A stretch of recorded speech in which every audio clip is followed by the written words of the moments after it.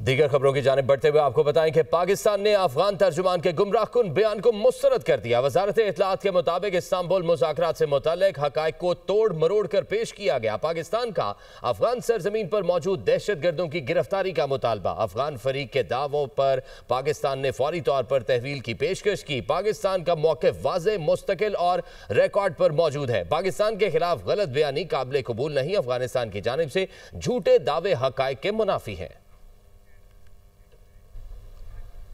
اور پاکستان کے خلاف بھارت کی ایک اور سازش بے نقاب ہو گئی۔ بھارت کی ایجنسیز کے لیے کام کرنے والے مچھیرے کو گرفتار کر لیا گیا ہے۔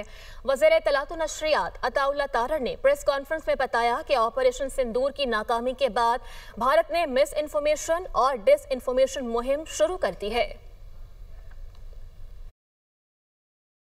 The failure of Operation Sindoor and an embarrassing defeat in the 4-day war, the Indian state has resorted to massive misinformation campaigns, and because they could not prove their mettle in the battlefield, the entire Indian media was creating false narratives and going as far as making absurd claims like destroying the port of Lahore. Their propaganda went to the extent of absurdity. This common fisherman by the name of Ijaz Mullah was eventually released by the Indian Intelligence Agency and was sent to Pakistan on a task to procure certain things for the Indian Intelligence Agency, which included uniforms of Pakistan Navy, uniforms of Pakistan Army, and uniforms of Sindh Rangers. Besides that, he was tasked to procure these uniforms with certain name tags and certain fitting and measurements, because this was part of a bigger plan of the Indian Intelligence Agency to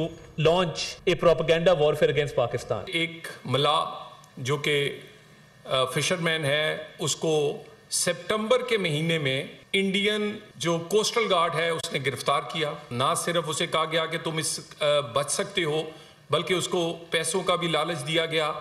95,000 rupees کی جو transactions جو چیزیں ہوئیں وہ اس کے بھی ثبوت جو ایجنسیز انویسٹیگیٹ کر رہی ہیں ان کے پاس ہیں۔ ہم ان لوگوں کو بھی بتانا چاہتے ہیں کہ ہماری ادارے جو ہیں وہ جاگ رہے ہیں، چوکنا ہیں۔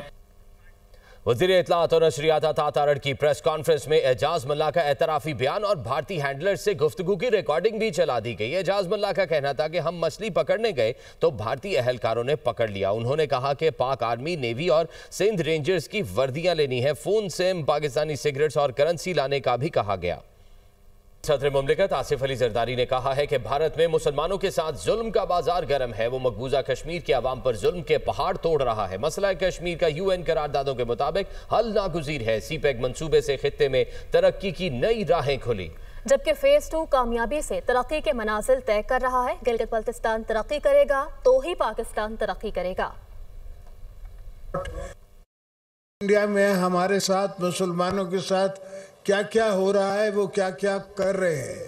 Your freedom also reminds us of the unfinished journey of our brothers and sisters in Indian occupied Jammu and Kashmir. China-Pakistan economic corridor has brought new opportunities for livelihoods, trade, connectivity to Gilgit-Baltistan. یہاں میں یہ بھی کہنا چاہوں گا کہ جمہوریت کی تحریکوں میں بھی، خاص کر کے پیپلز پارٹی کی تحریکوں میں، آپ کے اور ہمارے ورکر کراچی میں شہید ہوئے، پنڈی میں شہید ہوئے، جہاں شہادتیں ہوئی ہیں وہاں گلگت بلتستان کا ضرور ذکر ہے۔ آپ کی کاوشیں اور آپ کے تاریخ کی بہادری کو پاکستان اور تاریخ کبھی نہیں بلا سکتی۔ ٹورزم آپ کے ہاں اتنا ہو سکتا ہے جس کی انتہا نہیں ہے، تو گلگت بلتستان کو اگر اپنی ایئر لائن مل جائے تو اس پہ کیا عیب ہے۔ اور گلگت بلتستان کی 1947 میں ڈوگرا راج سے آزادی کی تقریبات ہوئی۔ مرکزی تقریب میں صدر مملکت آصف علی زرداری نے بطور مہمان خصوصی شرکت کی۔ صدر نے پریڈ کا معائنہ کیا۔ رنگا رنگ تقریب میں گلگت اسکاؤٹس اور کیڈٹ کالجز کے دستوں نے سلامی پیش کی۔ گلگت بلتستان کی جشن آزادی کی مرکزی تقریب آرمی ہیلی پیڈ پر منعقد ہوئی۔ صدر مملکت آصف علی زرداری کی آمد پر گورنر گلگت بلتستان سید مہدی شاہ، وزیر اعلیٰ حاجی گلبر خان نے استقبال کیا۔ آصف علی زرداری نے پریڈ کا معائنہ کیا۔ Gilgit scouts, cadet college Skardu, cadet college Diamer کے دستوں نے صدر مملکت کو سلامی پیش کی۔ پاک فوج کے جوانوں نے پیراگلائیڈنگ کی اور قومی پرچم کے ساتھ پرواز کی۔ اسکول کے بچوں نے ٹیبلوز اور علاقائی رقص پیش کیا۔ اس موقع پر پریڈ میں روایتی رنگا رنگ فلوٹس بھی شریک ہوئے۔ جشن آزادی کے حوالے سے یادگار شہداء چنار میں گورنر گلگت بلتستان سید مہدی شاہ، وزیر اعلیٰ حاجی گلبر خان نے شرکت کی۔ انہوں نے پرچم کشائی کی۔ گلگت پولیس کے چاقو چوبند دستے نے سلامی پیش کی۔ تقریب میں فورس کمانڈر گلگت بلتستان امتیاز حسین گیلانی نے بھی شرکت کی۔ خبروں کا سلسلہ آگے بڑھائیں اور آپ کو بتائیں کہ افغان مہاجرین کی باعزت وطن واپسی کا سلسلہ تیزی سے جاری ہے۔ گزشتہ ایک روز میں صرف چمن بارڈر سے تقریباً 10,700 افغان مہاجرین کو باعزت طریقے سے افغانستان واپس بھیجا گیا۔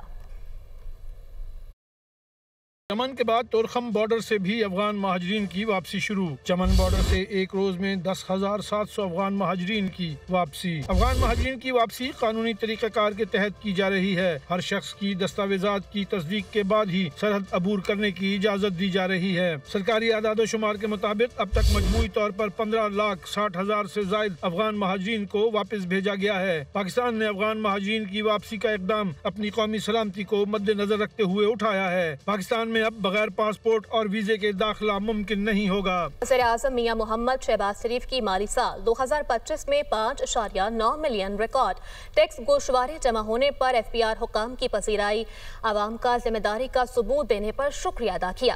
انہوں نے کہا کہ 9 لاکھ نئے ٹیکس فائلرز کا ٹیکس نیٹ میں آنا عوام کے حکومت کی پالیسیز پر اعتماد کی عکاسی کرتا ہے، جس پر عوام کے تہہ دل سے مشکور ہیں۔ اللہ کے فضل و کرم سے ٹیکس نظام کے اصلاحات سے مثبت نتائج وصول ہو رہے ہیں۔ ایف بی آر میں میرٹ کی بالادستی کو اولین ترجیح دی۔ قابل اور محنتی افسران کی حوصلہ افزائی اور ناقص کارکردگی کی حوصلہ شکنی کے نظام سے ایف بی آر میں پرفارمنس کلچر متعارف کرایا گیا۔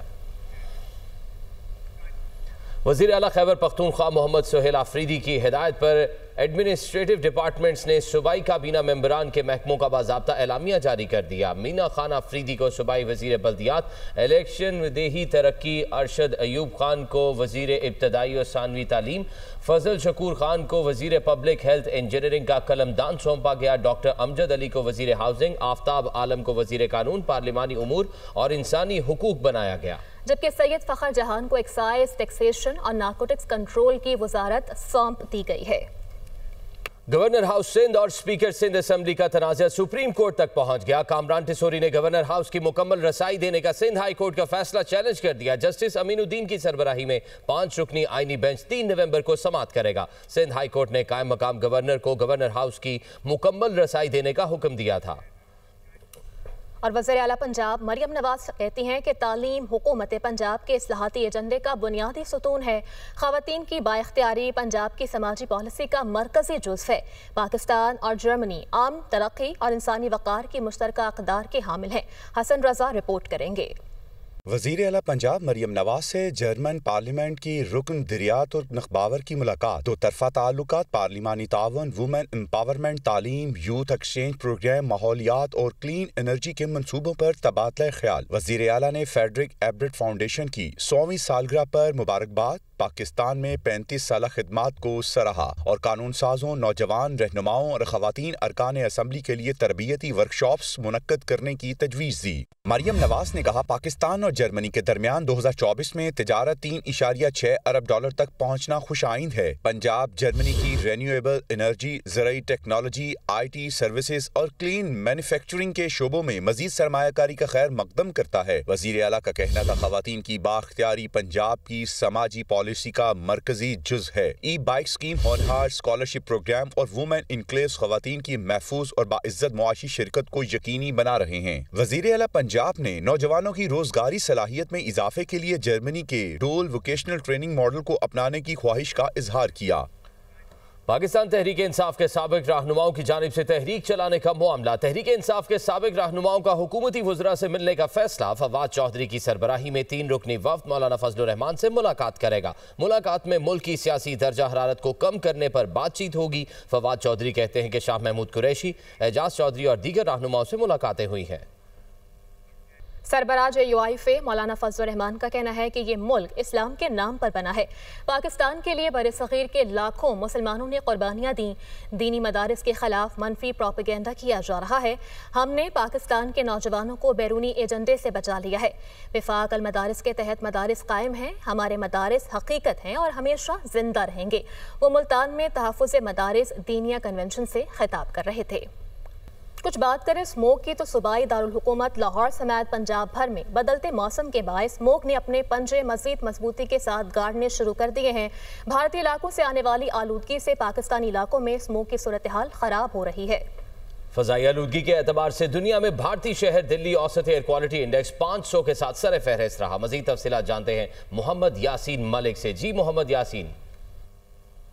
सूबाई दारुल हुकूमत लाहौर समेत मुल्क भर में बदलते मौसम के बहस जो स्मोक है उसने अपने पंजे मजीद मजबूती से गाड़ने शुरू कर दिए हैं और जो हवाओं का रुख है आज सारा दिन जो वो मशरक से मगरब की तरफ रहा, जिसकी वजह से भारतीय इलाकों से आने वाली जो आलूदा हवाएं पाकिस्तानी इलाकों को मजीद आलूदा करती रही। और फ़ज़ाई आलूदगी के एतबार से जो भारतीय शहर दिल्ली है वो 500 एयर क्वालिटी इंडेक्स के साथ आज सर फहरिस्त रहा, जबकि जो लाहौर है वो 270 एयर क्वालिटी इंडेक्स है दूसरे नंबर पर रहा।